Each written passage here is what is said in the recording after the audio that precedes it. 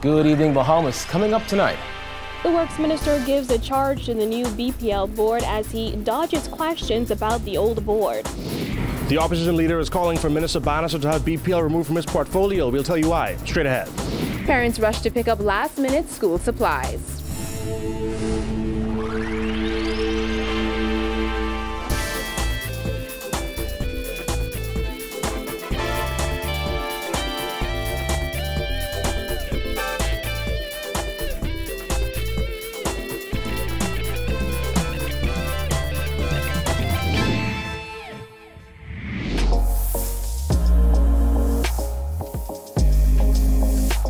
Our News is brought to you by Alive.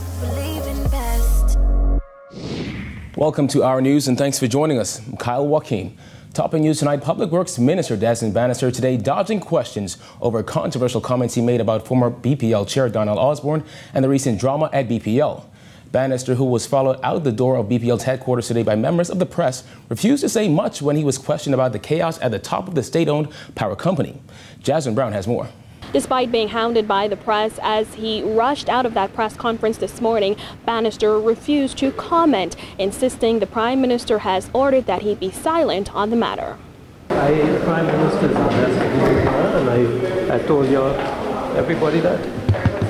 So you don't wish to respond to those female don't put words in my mouth. That was the minister's response to just about every question he was asked about the recent chaos at BPL. The Prime Minister has indicated that he's investigating it, and as his appointee, I am not to say anything. Bannister was referring to these comments made by Prime Minister Dr. HUBERT MINNIS in Grand Bahama on Wednesday. In light of what has been transpiring, that the government will initiate a proper investigation into the BPL saga, and when we complete that investigation, that would be made readily available to you. The investigation follows a string of allegations over the past few weeks concerning operations at the state-run power company. On August 14th, the former BPL board was essentially dissolved after 3 board members tendered their resignations. Bannister cited a lack of cohesion among the group as the primary reason for the dismissal, despite conflicting reports. While allegations of political interference and infighting have been hurled back and forth, the matter took yet another twist outside cabinet last Tuesday after Bannister alleged that the former BPL chairwoman had her makeup done and security system installed on BPL's tab. Osborne has since denied the claims but contends political interference is the reason the board was unable to effectively run the power company. Some have condemned Bannister's comments and called for him to apologize. The Works Minister was asked if he had regrets and if he felt he needed to apologize. I've already told you what the Prime Minister said, so I think you all know me. If I can, I would. Okay. What about those who say they think an apology is due to Ms. Osborne? You remember what I just said, right? Thank you. Listen, you all are wonderful media. Thanks so much. I really appreciate it. Whatever can be done, I do and I say. I think you all know that. While he was mum on his controversial comments about the former board, Bannister said Ferran Bethel, who is the old board member who was retained, was kept on because he felt the new board needed someone with past BPL experience. Reporting for Our News, I'm Jasmine Brown. All right, thanks, Jasmine. Well, just before heading into their all-day orientation, the new board members of Bahamas Power and Light got their charge from the Works Minister at the power company's headquarters this morning. Bannister painted an imperfect picture, telling new members that they will be met with challenges at the cash-strapped entity, as he admitted the road ahead will not be easy. There's a critical need for teamwork on this board. It's a critical need for all of you to work together and try to understand each other. And that is where the true leadership on this board is going to come. And I'm counting on, the government is counting on you to work the issues out as a team. The new board, which was announced on Friday, includes Chairman Dr. Donovan Moxey, Deputy Chairman Stephen Holoesco, James Moss, Deborah Wood, Bethel, and Vienna Gardner. Their appointments came days after the government asked the old board members to hand in their resignations. The Works Minister warned the new board members to stay in their lane and not be tempted to get into the day-to-day operations at BPL. The board is not to delve in the minutiae of operations. You have a CEO, Mr. Hasty, who is highly accomplished. He is going to report to you, and a number of other people report to you. If they're not performing in a satisfactory manner, then there are things that you can do. But you are not, as a board, to seek to come into BPL and run the day-to-day operations. Bannister added that one of their most pressing concerns is the outstanding Memorandum of Understanding with Shell North America. The Works Minister told the press last week that Shell North America executives were supposed to sign a MOU with BPL for New Providence's new 270-megawatt power plant from August 3rd. BPL BEC will enter an agreement with Shell North America. That is not something that you can change. That is a cabinet decision. Your job now is to seek as quickly as possible to enter into a memorandum of understanding with Shell. That was the cabinet decision. It's important for the board to get your legal minds, and you have a wonderful legal mind on the board who can give you guidance with respect to the legal opinions you get. We are almost a month behind with respect to that MOU, and it's important for you to proceed with that. Well, as the BPL saga continues, opposition leader Philip Davis is calling on Bannister to be relieved of his duties. This as another former board member pens a scathing rebuke of claims made by the minister. With more on this, here's Jared Hayes. As the BPL saga continues, the opposition leader says that Bannister, the CEO and the executive director of the company, need to be out of the way in order for a fair investigation to take place. With Prime Minister Dr. Hubert MINNIS ordering an investigation into what led to the entire board of BPL being asked to resign, opposition leader Philip Brave Davis says Works Minister Desmond Bannister should have BPL removed from his portfolio. He needs to remove the minister away, that portfolio away from the minister, because it may very well be that the investigations could lead to him in one way or the other. And as minister, he ought to step aside and allow the investigations to proceed without any interference. Davis says the company CEO Whitney Hasty and executive director Patrick Rollin should be placed on leave as well, and that the investigation should be conducted by the Auditor General. Davis says MINNIS should not seek to engage companies that could benefit from BPL contracts to conduct the inquiry. Let's resource the Auditor General. It's public funds. They are supposedly independent. Let them go in and let them do a quick review of all the issues that were raised by the directors and let them respond. Davis also addressed a scathing statement released by the board's former procurement chairperson Nick Dean, where he fires back at claims by Bannister that BPL stands to lose $10 million due to the former board's failure to purchase a piece of equipment. Dean says proper protocol wasn't followed in requesting the funding for the equipment, and he could not in good conscience request $4 million to be spent on behalf of the Bahamian people with deficient supporting documentation. The opposition leader says he had dealings with Dean in his capacity as Minister of Works, and while they didn't always see eye to eye, he described him as a credible man. I know he and I even disagreed on matters, but when it came to the technical issue, I yielded to his advice.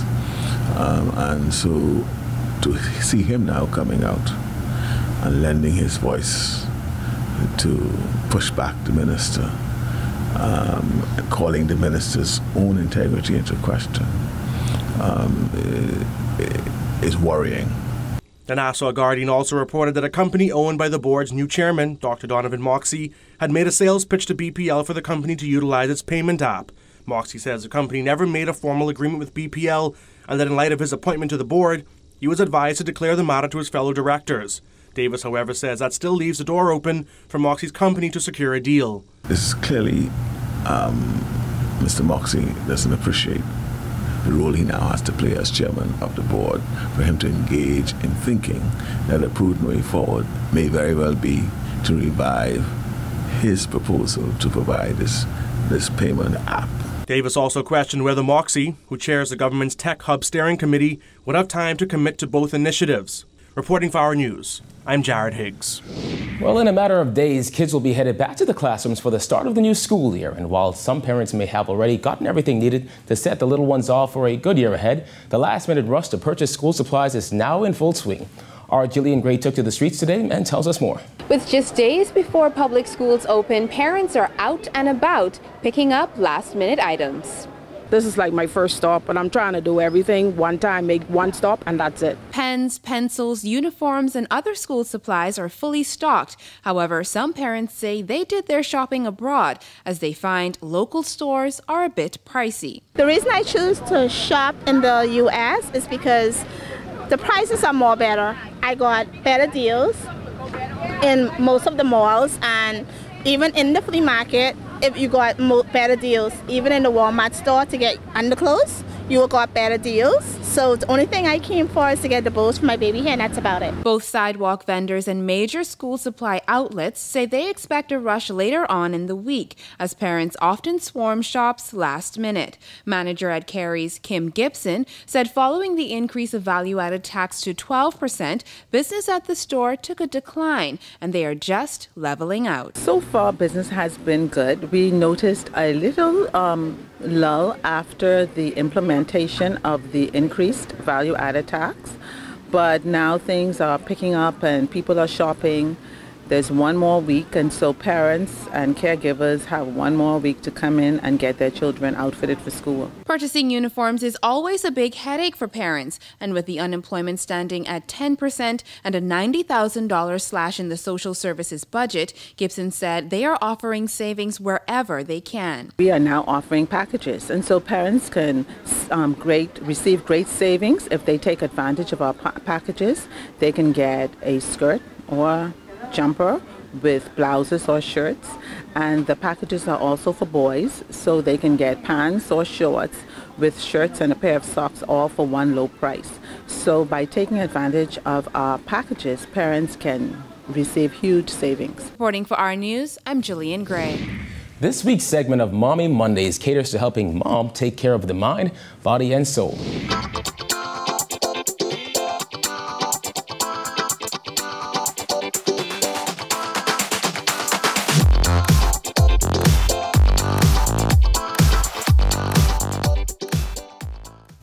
Tracy Smith from the Whimsical Mommy helped us to satisfy our sweet tooth, but this week Tracy is going to show us a variety of homemade products to help us take care of the body, mind, and soul while we go through our pregnancy journey and for the months that follow.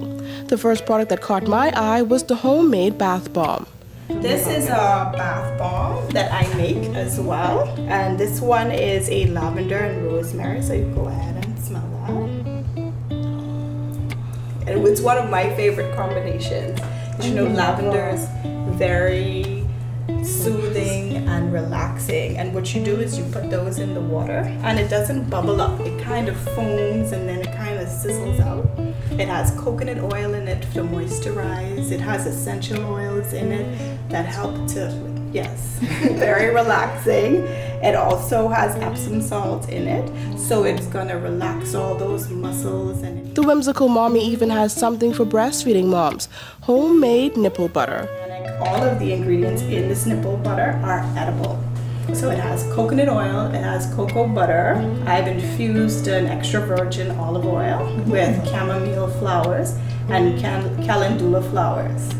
And so those help with, the benefits to those are they help with redness, irritation, all that. The chamomile can help soothe the baby. The coconut oil may resist thrush, so that's also good. So if you feel like you want to wipe it off, you can wipe it off, but the baby, it is safe for the baby to use. The list of products also includes a mommy oil mix, essential oils that help with soreness and pain for those swollen feet and aching back, a smelling salt that helps with morning sickness and nausea, and for those nights when baby is a little cranky and mommy can't get any sleep, burn one of Tracy's Luxe and Glow candles. These are soy-based candles, and they're made with chemical-free fragrance oils. So they're all essential oils here. They come in the 8-ounce mason jar or the 4-ounce tin, and they are 5 different scents. This one is one of my favorites. It's the sea salt and bloom. It's it's good to burn. For me and baby. Yes, these are safe for you to burn, yes. No, I feel like I just took a trip on the beach. I know, right? Tracy even hand stitches breastfeeding pillows for mommy and baby's comfort. These are our nursing pillows. So this is something that you can just pop around your waist and you put baby here, and then kind of aids with helping you with those different positions. Reporting for our News, I'm Georgia Bain. Still to come on our news, we're just a week away from the peak of the hurricane season. Stay tuned.